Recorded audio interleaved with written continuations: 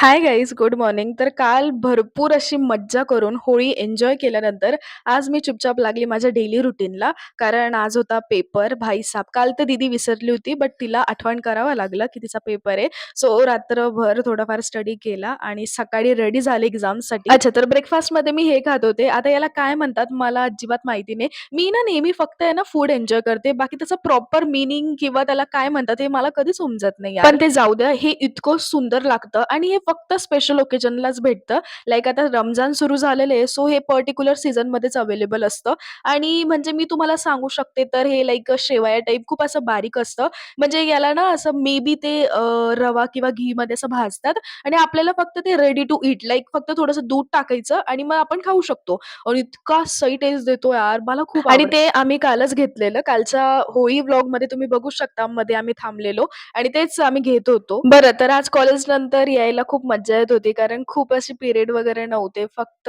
Paper देऊन सुटायचं होतं बाहेर आणि जसं मी एक्स्पेक्ट करत होते, की पेपर खूपच A1 जाईल, पण तसं काही गेलं नाही. ठीक-ठाक, ओके-ओके होता. त्यानंतर ऑफिसला यायला निघाले. मध्ये यार इतकं ऊन भाईसाहब, मी वॉटरमेलन एन्जॉय केलेलं आणि मग ऑफिसनंतर घरी आलेले. That's it. Thank for watching. भेटूयात उद्याच्या व्लॉगला. Bye bye. Good night. इथे माझा भाऊ किती मस्ती करतो. आधी कॅमेरा बघून पळायचे आणि आता बघा, बरं, बरं, भेटूयात उद्या. Bye bye.